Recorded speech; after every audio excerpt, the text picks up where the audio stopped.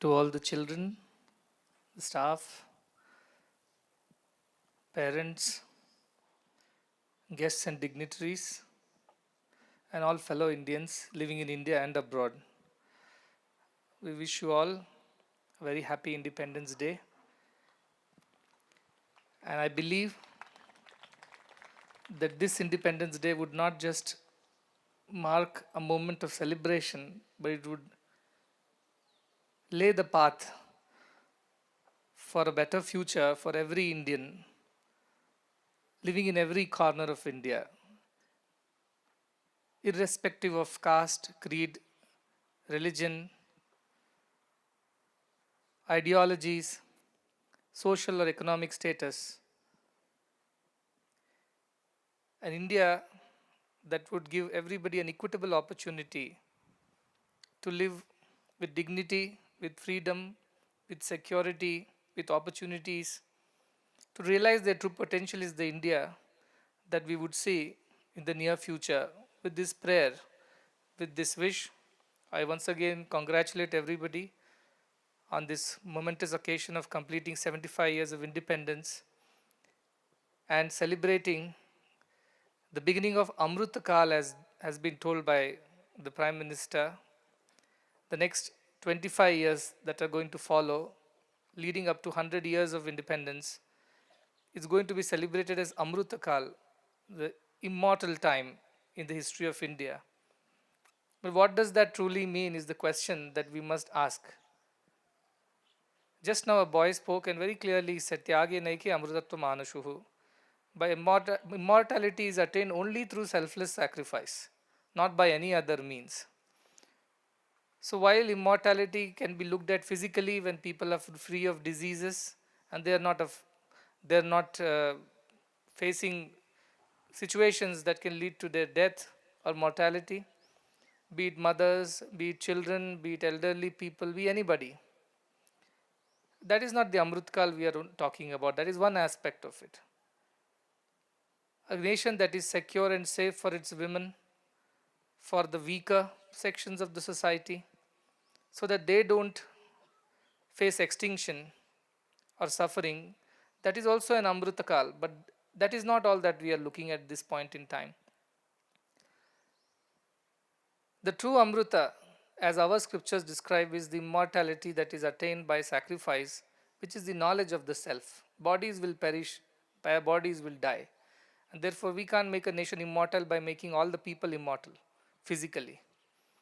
But a nation will become immortal when its values remain immortal and embedded in the hearts of its citizens.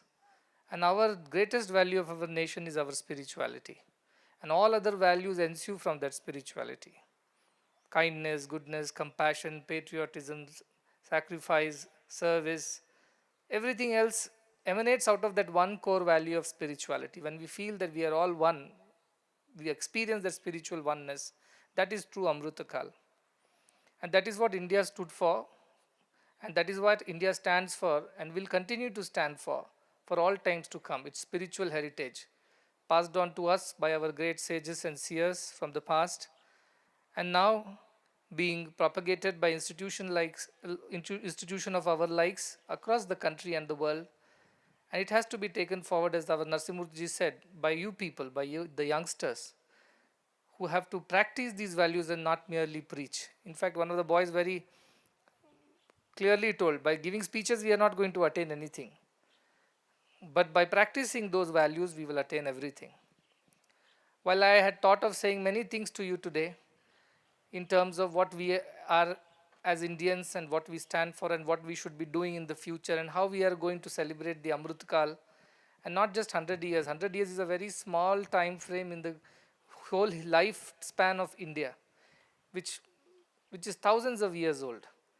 So it is a very small time that we are planning to celebrate. But how do we celebrate is something that we all can deliberate and think for ourselves. But one message that I want to give on this particular day to every one of us is the message of perfection in every action that we do. No mediocrity.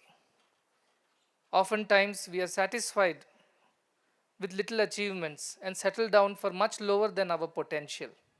And that is where a huge amount of our energy, our potentiality is wasted. And India, which is full of so much energy, enthusiasm, so many youngsters, must be an India which should aim for perfection. Yoga karmasu kaushalam. And if each one of you strives for that perfection, as Rabindranath Tagore says in his poem, Where the Mind is Without Fear, he says, where tireless striving stretches his arm towards perfection, where the mind is led by thee into ever expanding thought and action, into that heaven of freedom, my Father, let my country awake. We have achieved much in this country, economically, materially. Even we are now as nuclear power, we are in the space programs, we are in everything. And today in Asian economies, we are one of the very robust economies, probably the fifth largest economy in the world. All this within 75 years. But there is a lot more to achieve.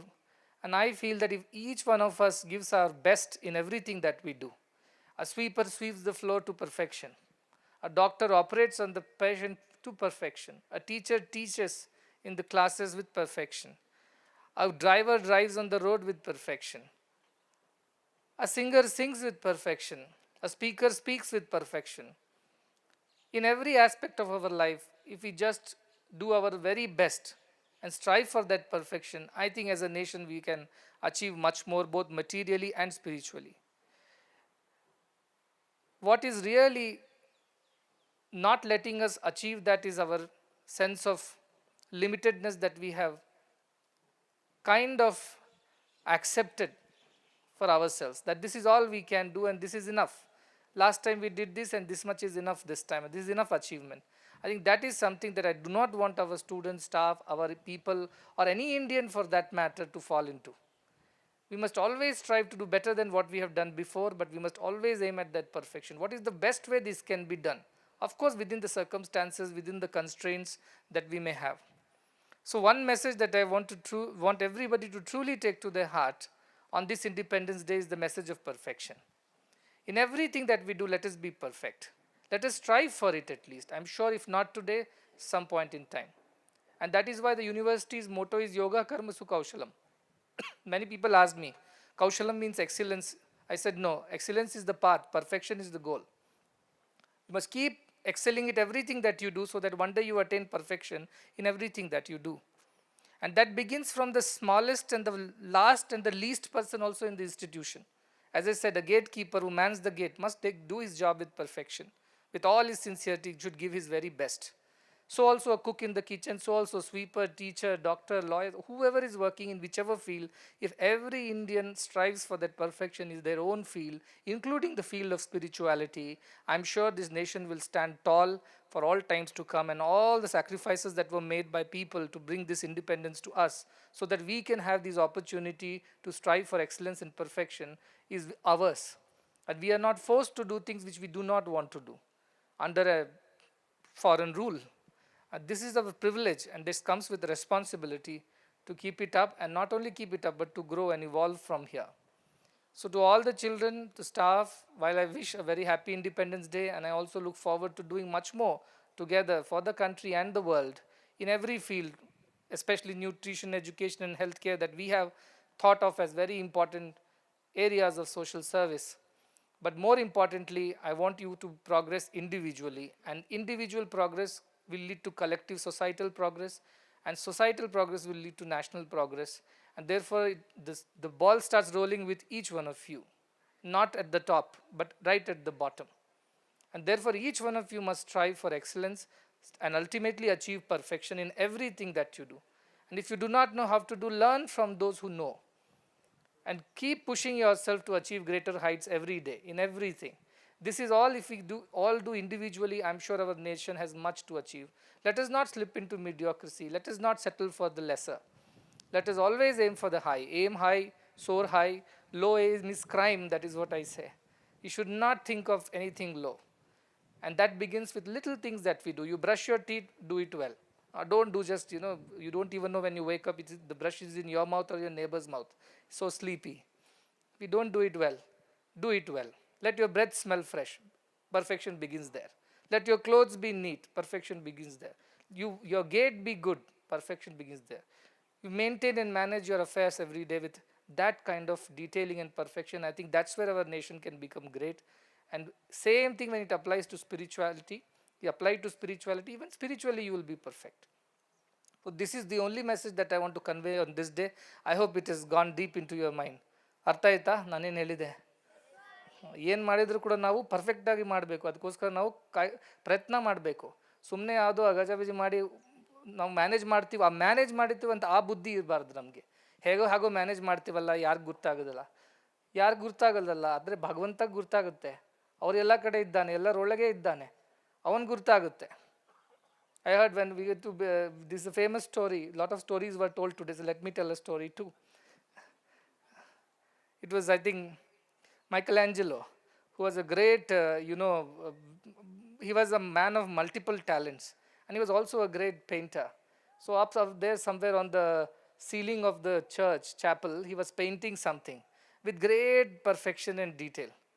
And then somebody asked, why are you doing this with such perfection and so much of pain you are taking in that corner of the chapel roof? Nobody is going to see. And he said, God is going to see.